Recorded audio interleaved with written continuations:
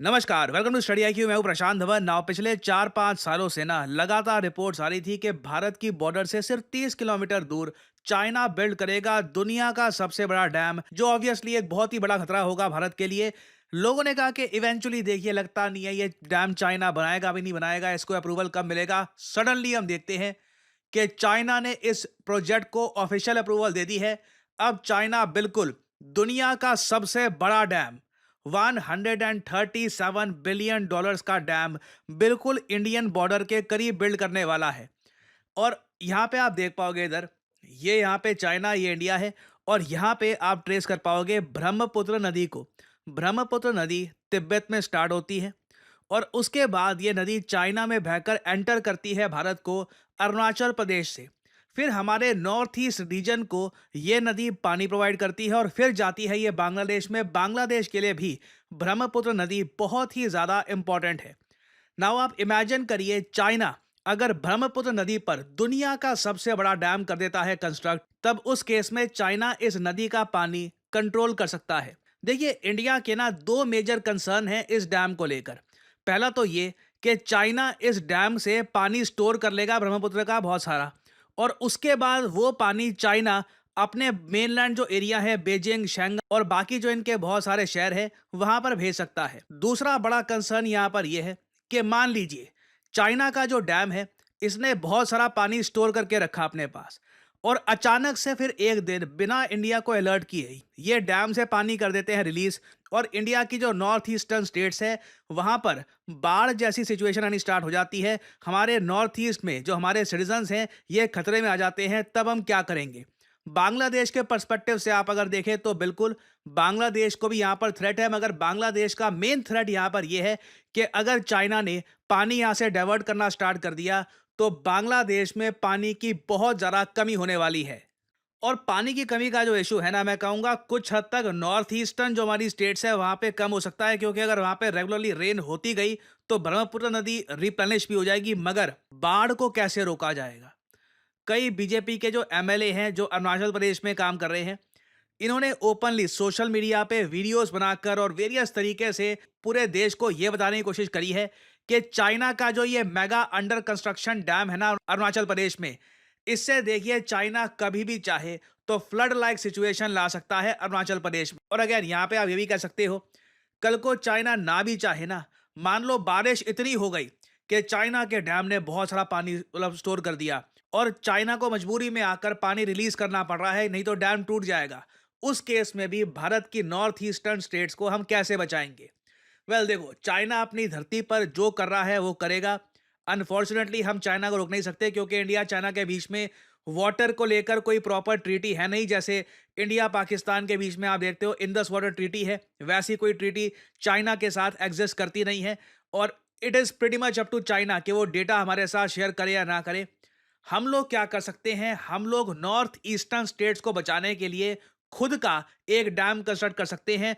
और इसके बारे में मैं देख रहा हूं कि ऑलरेडी आर्टिकल्स पब्लिश होने स्टार्ट हो गए हैं। दुनिया भर में इस पर चर्चा हो रही है कि इंडिया चाइना दोनों बॉर्डर के करीब एक मेगा डैम कंस्ट्रक्ट करने वाले हैं।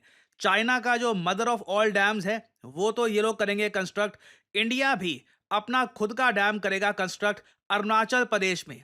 आप इमेजिन कर सकते हैं, ये जो डैम है ना अरुणाचल प्रदेश में, ये बेसिकली भारत की आखिरी लाइन ऑफ डिफेंस होगा। मैंने देखा था कई आर्टिकल्स में literally लिखा हुआ था, Yingkiong dam India's last line of defence against China's water bombs on Brahmaputra. मान लीजिए कल को चाइना प्लान बनाता है, पानी खूब सारा स्टोर कर लो, अचानक से रिलीज कर देंगे, इंडिया का पूरा नॉर्थ ईस्टर्न रीजन डूब जाएगा। ये एक तरीके का वाटर बॉम्ब ही है। वाटर बॉम्ब एक, मैं आपको बता दूं, लेजिटिमेट थ्रेट है। इसको काउंटर करने के लिए अगर हम बिल्कुल अरुणाचल प्रदेश के इस इलाके में हम भी एक बहुत ही बड़ा डैम कर देते हैं कंस्ट्रक्ट, तो वो डैम काफ़ी हद तक जो आता हुआ पानी है इसको रोक पाएगा। और भारत को भी यहाँ पर जो डैम बिल्ड करना है, ऐसा ऐसा नहीं है कि कोई नॉर्मल डैम कंस्ट्रक्ट करना होगा। बताया जा रहा है कि यहाँ पर इंडिया जो डैम कंस्ट्रक्ट करेगा ये भारत का सेकंड लार्जेस्ट डैम होगा। इंडिया का वैसे सबसे बड़ा डैम कौन सा है, भाखड़ा नंगल डैम।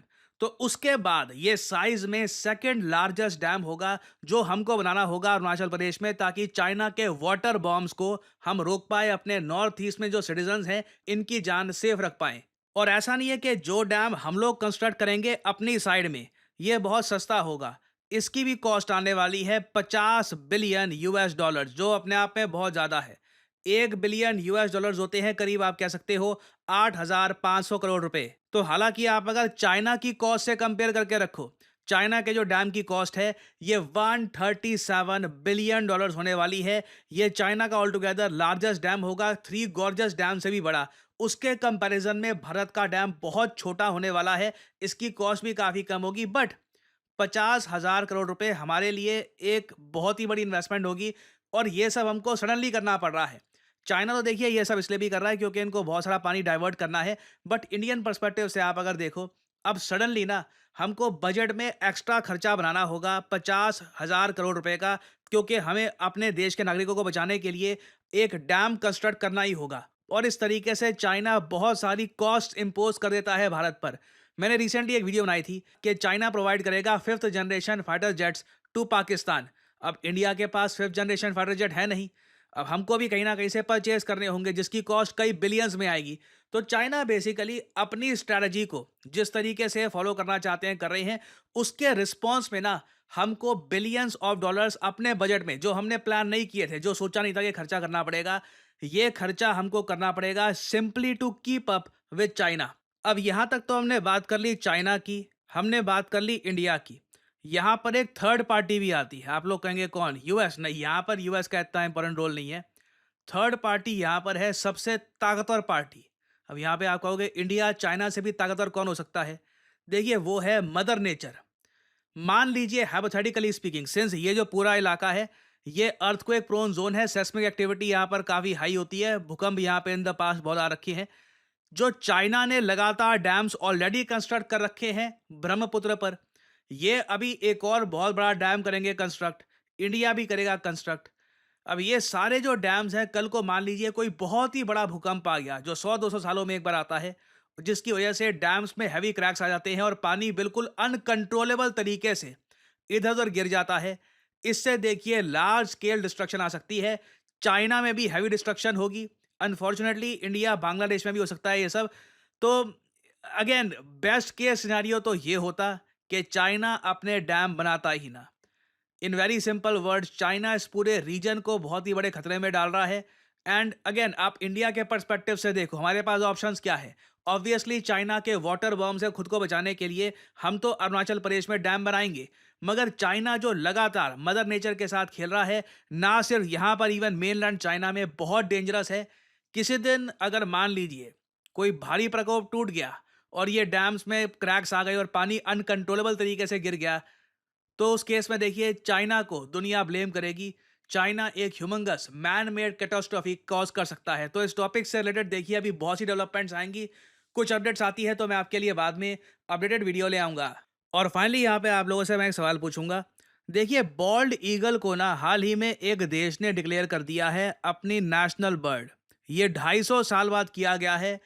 इस कंट्री को हमेशा बॉल्ड ईगल से एसोसिएट करके देखा जाता था। फाइनली इस कंट्री के प्रेसिडेंट ने अपना कार्यकाल खत्म होने के टाइम बॉल्ड ईगल को डिक्लेयर कर दिया है देश का नेशनल बर्ड। बताइए किस कंट्री ने ये किया है? ये है यहाँ पे आपकी ऑप्शंस, श्रीलंका, फ्रांस, चाइना या फिर यूएसए। कमेंट सेक्शन में करिए उत्तर।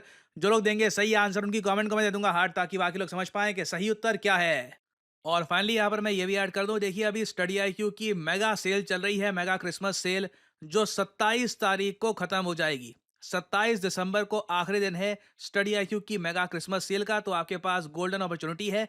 कमेंट सेक्शन में जाइए, पिन कमेंट में आपको ये लिंक मिल जाएंगे यूपीएससी के स्टेट पीसीएस कोर्सेज के। आप परचेज कर सकते हैं इनको with a massive discount. For example, अगर आपको यूपीएससी का 2026 का बैच परचेज करना है, लिंक पर करिए क्लिक और आपके सामने खुल जाएगा ये पेज। और यहाँ पे जो ये प्राइस लिखा है, नेवर पे दिस प्राइस, ये पे करना ही नहीं है आपको। बाय नाउ पे क्लिक किया, नीचे यहाँ पर लिखा होगा 4 ऑफर्स अवेलेबल। ये जो ऑफर यहाँ पे है ये आपको मैक्सिमम डिस्काउंट नहीं भी देंगे। अगर आप सेंटा कोड अप्लाई करते हो तो यहाँ पे आप देख पाओगे सेंटा कोड से भी आपको इतना डिस्काउंट नहीं मिलेगा। आपको यहाँ पर कोड डालना है PD10 एंड उसके बाद आप देखोगे प्राइसेस बहुत ज़्यादा गिर जाएंगे, आपको मिलेगा द मैक्सिमम पॉसिबल डिस्काउंट। तो यूज़ करिए code PD10 and save money. 30 महीने की वैलिडिटी के साथ आपको मिलता है ये कोर्स। P2I फाउंडेशन कोर्स है, तो मतलब प्रीलिम्स, मेंस, इंटरव्यू तीनों स्टेजेस में ये कोर्स आपका साथ देगा। 1 टू 1 मेंटरशिप यहाँ पे आपको मिलती है, आंसर राइटिंग प्रोग्राम होगा, प्रीलिम्स टेस्ट सीरीज होगी। So use the code PD10 and save money. और इसी नोट के साथ ये है वीडियो का अंत। Thank you for listening and as I always say, may the gods watch over you.